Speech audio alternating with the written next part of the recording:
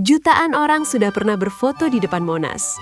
Tapi tahukah kamu bahwa tepat di baliknya tersimpan banyak rahasia yang hampir tidak pernah dibahas? Monumen Nasional berdiri gagah di jantung Jakarta selama lebih dari 6 dekade. Namun sejarah di balik pembangunannya jauh lebih kompleks dari yang kita kira. Ide pembangunan Monas pertama kali dicetuskan pada tahun 1954 saat Presiden Soekarno bermimpi besar tentang sebuah monumen yang mencerminkan jiwa kemerdekaan Indonesia. Namun, tahukah kamu bahwa proses pembangunan Monas sempat terhenti berkali-kali akibat kondisi keuangan negara yang sangat memprihatinkan dan tidak stabil pada masa itu? Saat itu banyak rakyat hidup dalam kemiskinan, sehingga pembangunan monumen mewah ini sempat menuai protes keras dari berbagai kalangan masyarakat di seluruh Indonesia. Soekarno dengan sangat tegas menjawab kritik itu, menegaskan bahwa bangsa yang besar harus berani memiliki simbol kebesaran meski dalam kondisi serba kekurangan. Arsitek utama yang merancang Monas adalah Frederick Silaban, seorang putra Batak yang berhasil memenangkan sayembara desain monumen nasional pada tahun 1955. Yang mengejutkan, desain awal Silaban sempat ditolak oleh Soekarno sendiri karena dianggap terlalu modern dan kurang mencerminkan semangat serta jiwa bangsa Indonesia. Akhirnya, Silaban bekerja sama dengan arsitek R.M. Sudarsono untuk merevisi dan menyempurnakan desain Monas hingga mendapat persetujuan penuh dari Presiden Soekarno. Pembangunan Monas secara resmi dimulai tepat pada 17 Agustus 1961, bertepatan dengan peringatan Hari Kemerdekaan Indonesia ke-16 yang sangat bersejarah dan penuh makna.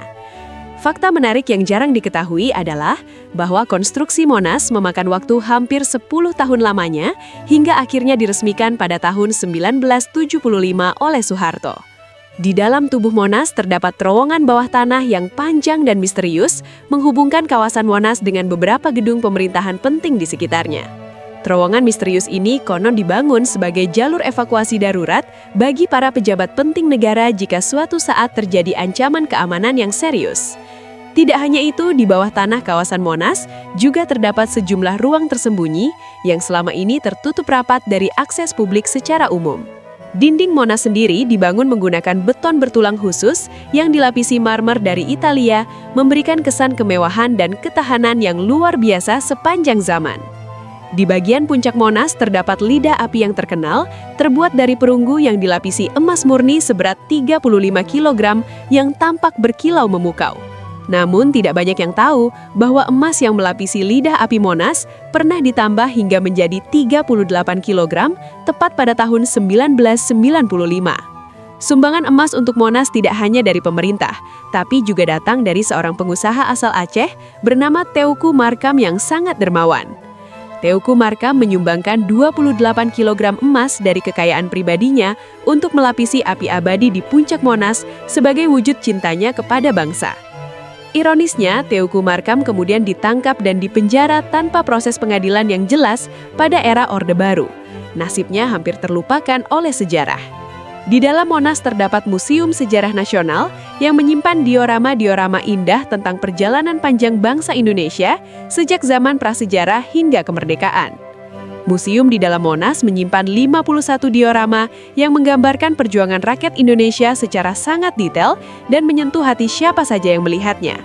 Sayangnya, banyak pengunjung Monas yang hanya berfoto di luar tanpa pernah masuk ke dalam museum yang menyimpan begitu banyak kisah berharga itu. Ruang kemerdekaan di dalam Monas menyimpan naskah asli Proklamasi Kemerdekaan Indonesia yang dikumandangkan pada 17 Agustus 1945 oleh Soekarno dan Hatta. Di ruangan yang sama juga tersimpan lambang negara Garuda Pancasila dalam ukuran besar yang terbuat dari perunggu dengan tampilan yang sangat megah. Ada rumor yang beredar luas bahwa Monas pernah dijadikan tempat penyimpanan dokumen-dokumen rahasia negara yang tidak boleh diketahui oleh masyarakat umum. Kawasan Lapangan Merdeka tempat Monas berdiri juga menyimpan sejarah kelam, pernah menjadi lokasi demonstrasi berdarah yang mengguncangkan perpolitikan Indonesia beberapa kali. Pada masa Orde Lama, kawasan sekitar Monas juga sempat direncanakan akan dibangun menjadi kompleks pemerintahan megah berkelas dunia ala ibu kota modern. Namun proyek ambisius itu kandas setelah Soekarno jatuh dari kekuasaan pada tahun 1966, meninggalkan sejumlah bangunan setengah jadi yang kemudian terbengkalai. Fakta lain yang mengejutkan adalah bahwa area pelataran Monas dulu pernah menjadi tempat tinggal warga yang kemudian digusur paksa demi pembangunan kawasan itu. Tinggi Monas yang mencapai 132 meter bukan dipilih secara sembarangan. Angka itu memiliki makna filosofis mendalam yang berkaitan erat dengan sejarah Indonesia. Angka 17 pada tinggi tiang Monas melambangkan tanggal kemerdekaan, angka 8 mewakili bulan Agustus, dan angka 45 merujuk pada tahun 1945. Pelataran Monas yang kita kenal sekarang juga sudah mengalami beberapa kali renovasi besar dan perubahan tata letak yang cukup signifikan sepanjang sejarahnya. Satu fakta yang hampir tidak pernah dibahas adalah bahwa Monas pernah ditutup total selama berbulan-bulan akibat kerusuhan besar yang mengguncangkan Jakarta. Kerusuhan Mei 1998 yang mengakhiri era Orde Baru meninggalkan bekas pada kawasan Monas, menjadi saksi bisu pergantian sejarah yang paling dramatis di Indonesia. Kini, Monas telah menjadi salah satu destinasi wisata paling populer, dikunjungi jutaan orang dari berbagai penjuru Nusantara dan mancanegara. Di balik kemegahannya, Monas adalah cerminan nyata dari tekad dan semangat bangsa Indonesia yang tidak pernah gentar menghadapi berbagai rintangan dan cobaan.